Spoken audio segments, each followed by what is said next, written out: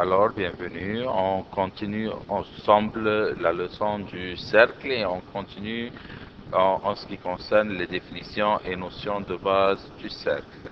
Alors, on va parler dans ce vidéo de l'axe de symétrie d'un cercle. Alors, si on a un cercle comme celle-là, et on a à l'intérieur du cercle, le cercle est du centre M. Alors, on a des droites passant par le centre du cercle. On a, par exemple, voilà L1 qui passe par, ou L3 qui passe par le centre du cercle, et on a L1 qui passe par le centre du cercle, on a L2, et on a L3 et on a L4. Alors, toutes ces droites passent par le centre du cercle. Si on considère par exemple L1, alors L1 est un axe de symétrie du cercle. Pourquoi? Car on peut plier le cercle sur cette droite et on va obtenir deux demi-cercles qui seront confondus. Alors, on va considérer que L1 est un axe de symétrie du cercle. Pourquoi L1 est un axe de symétrie du cercle? Car sa droite passe par le centre du cercle. Toute droite qui passe par le centre du cercle est un axe de symétrie du cercle. Pourquoi? Car on peut plier le cercle en deux demi-cercles confondus qui seront superposables si on plie le cercle sur cet axe. Alors, ce qu'on peut dire que toute droite passant par le centre d'un cercle est un axe de symétrie du cercle. On va voir maintenant trois règles très importantes. Alors, si on a un cercle, voilà 3 cas, et on a, voilà le centre du cercle, on a une droite qui passe par le centre du cercle et qui passe par le milieu d'une corde. Voilà une corde. Et la droite passe par le centre du cercle et elle passe par le milieu de la corde. Alors, on va, comme avez déjà déduit, si vous pouvez, alors cette droite est perpendiculaire à la corde. Elle fait un angle de 90 degrés. Alors, la droite passant par le centre du cercle et le milieu d'une corde, elle est perpendiculaire à cette corde.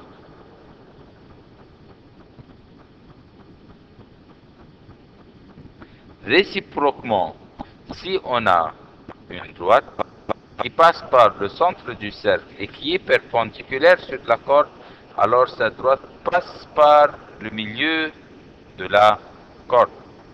Alors la droite passant par le centre du cercle et qui est perpendiculaire à la corde, alors on va dire passe par le milieu de la corde.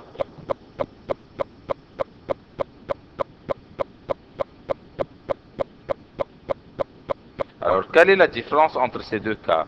Ici, il m'a donné que la droite passe par le milieu de la corde, alors elle sera perpendiculaire. Ici, c'est l'inverse. Il m'a donné que la droite est perpendiculaire à la corde, alors moi je vais dire qu'elle passe par le milieu de la corde. Et finalement, si nous avons une droite qui est perpendiculaire à la corde et qui passe par le milieu de cette corde, alors ce qui me reste est que cette droite passe par le centre du cercle. Alors on va dire que cette corde passe par le centre du cercle. Et puisque nous avons en connaissance déjà dès la deuxième préparatoire que la droite qui est perpendiculaire et qui passe par le milieu d'un segment, on appelle cette droite la médiatrice. On appelle cette droite médiatrice de la corde. Pourquoi médiatrice? Car elle est perpendiculaire et qui passe par le milieu. Alors cette droite, elle est appelée médiatrice. Alors maintenant, on va voir quelques Exemple, pour faire quelques exercices pour nous entraîner un peu. Ici, nous avons un cercle de centre M, et voilà A, et voilà une corde qui s'appelle AB, et le centre M jusqu'au milieu de la corde. Vous pouvez voir que C se trouve au milieu de la corde AB. Alors, on sait déjà que quand nous avons une droite qui passe par le milieu, alors elle est perpendiculaire. Si la droite est perpendiculaire à la corde, alors elle passe par le milieu de la corde. Alors ici, nous avons que la droite ou le segment passe par le milieu de la corde, alors ce segment est perpendiculaire à la corde. Alors nous avons ici 90 degrés. Pour calculer les mesures de A, on va faire 180 degrés, la somme des angles dans un triangle, moins 50 plus 90 degrés, alors on va obtenir 40 degrés. Alors, pareillement ici, nous avons un centre M. Et à partir de ce centre, on a E. E se trouve sur le milieu de la corde. Passe par le centre et milieu de la corde, alors elle est perpendiculaire.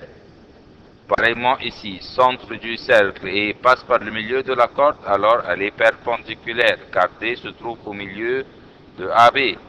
Alors, on sait que la somme des angles dans un quadrilatère est 360 degrés. Alors, pour calculer la mesure de l'angle EMD ou DME, on va faire 360 qui est la somme des angles dans un quadrilatère, moins 60 plus 90 plus 90, on va obtenir 120 degrés. Alors, ici, faites attention, on a le centre, on a perpendiculaire, alors passe par le milieu de la corde. Alors, il me dit que AB est égal à 8 cm. AB égale 8 cm. Alors, puisqu'on a dit centre et qui est perpendiculaire, alors passe par le milieu. Si tout AB est 8, alors BC, ça sera égal à 4 cm. Alors, on veut calculer MB. Alors, d'après Pythagore, 3 cm, 4 cm, on peut calculer ça facilement qui est 5 cm. Ce sont les degrés de Pythagore que vous avez déjà étudié en trigonométrie le semestre dernier. On peut, pour plus de détails, on va dire que MB au carré est égal à 3 au carré plus 4 au carré, Pythagore. Alors on aura 9 plus 16 qui est égal à 25. Et alors MB égale plus ou moins la racine carrée de 25 et la moins est négative et la réponse négative est refusée. Alors MB égale racine carrée de 25 qui est égal à 5 cm. B. Nous avons centre, nous avons une perpendiculaire, alors passe par le milieu. Alors, il veut ici calculer la longueur de AB. Alors, nous allons travailler dans le triangle AMX. C'est un triangle rectangle. Alors, puisque c'est un triangle rectangle, on peut facilement utiliser Pythagore et on va dire que AX au carré, tout d'abord, AX au carré est égal à 10 au carré moins 6 au carré. On aura 10 au carré, ça me donne 100, moins 36, ce qui me donne 64. Et de ça, on va savoir que AX égale racine carrée de 64 qui est égal à 8 cm. Alors, AX égale 8 cm.